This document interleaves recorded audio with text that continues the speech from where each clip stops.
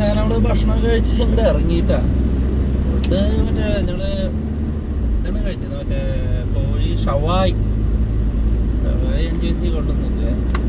മുട്ട വിട്ട് നമ്മള് നാട് വിട്ടാൽ പിന്നെ നമ്മുടെ ഫുഡ് കിട്ടുന്ന കാര്യമാണ്.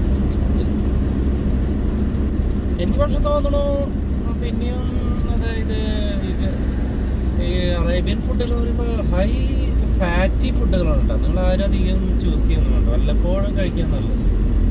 ഈ ക്യാൻസറിൻ്റെ ഒക്കെ മെയിൻ ഫുഡുകളാണ് വരിക. ഇവിടെ റോഡൊക്കെ 5 പൈസ കൊള്ളില്ലാട്ടെ. ഈ ജോർദാനിലൊക്കെ റോഡൊന്നും 5 പൈസ കൊള്ളില്ല. ആ മെയിൻ ഹൈവേയിലും കുഴപ്പമില്ല, അവിടെ നിങ്ങൾക്കിത് വളരെ മോശം റോഡുകൾ. പിന്നെ ഇവിടെ ഒരു പ്രത്യേകത ഉണ്ട് കേട്ടോ, നമ്മുടെ ജനാധിപത്യം ഒന്നുമല്ല കേട്ടോ. ഇവിടെ രാജഭരണമാണ് ഇവിടെ ജോർദാനിൽ. കിങ് ഹുസൈൻ 14ാമൻ രാജാവാണ്, 14ാമത്തെ രാജാവാണെന്ന് പറഞ്ഞു ജോർദാൻ രാജ്യത്തിൻ്റെ.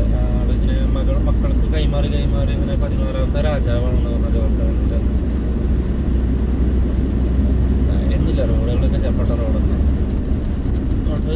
സിറ്റി കുഴപ്പമില്ല, ഉള്ള ഏരിയയിൽ ജോർദാനൊക്കെ വളരെ മോശം.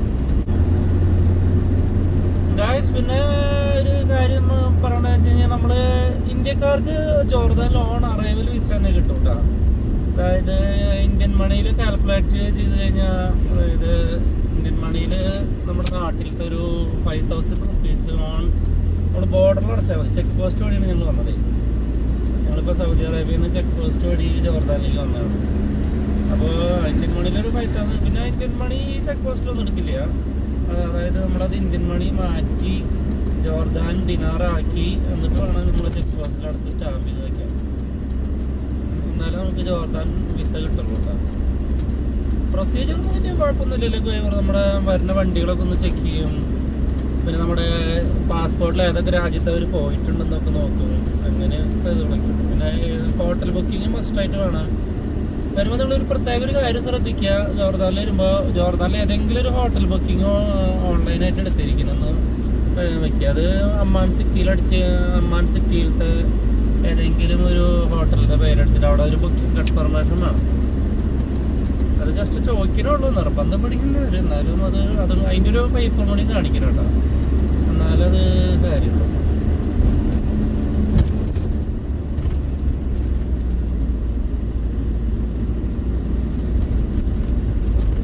ഫ്രണ്ടിൽ കൊണ്ടുപോകണത് എന്താണോ അത് ടൈൽസ് ആണോ? അല്ലല്ലോ, അത് വേറെ ഒരു ഇവിടെ നമ്മളതിന് ഡെക്സിയൊക്കെ കവർ ചെയ്യുന്നുണ്ട്. ഡെക്സി, ചാവുകടൽ, പിന്നെ പെട്ര, വാദിറം, അതൊക്കെയാണ് ഉദ്ദേശിച്ചത്.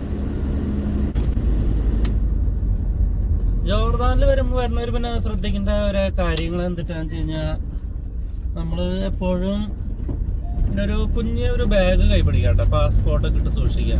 പാസ്പോർട്ട് അതുപോലെ കുറച്ച് പൈസ, അങ്ങനെ ഒരു കുഞ്ഞൊരു ബാഗ്, ഹാൻഡ് ബാഗ്. അതായത് നമ്മൾ തോളത്തിട്ട് ഇങ്ങനെ അധികം എല്ലാം കൂടിയിട്ട് ഒരു 3 കിലോനൊക്കെ കൊണ്ടുവന്ന ഒരു ബാഗ് എടുക്കണം. അതാണ് നല്ലത്. പുറത്തേക്ക് ഇറങ്ങുമ്പോഴും നമ്മൾ ഓഫീസ് അല്ലെങ്കിൽ മുമ്പൊക്കെ കാണിക്കാൻ നല്ലതാണ്.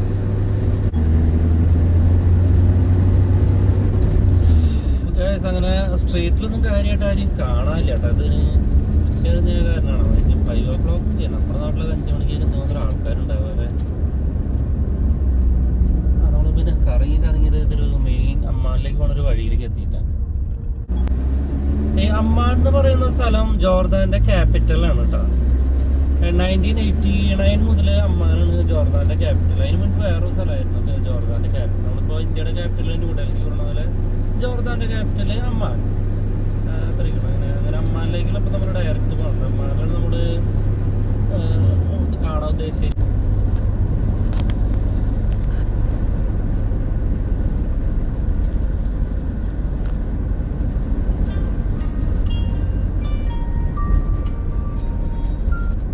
Ya do bala, Rinedi.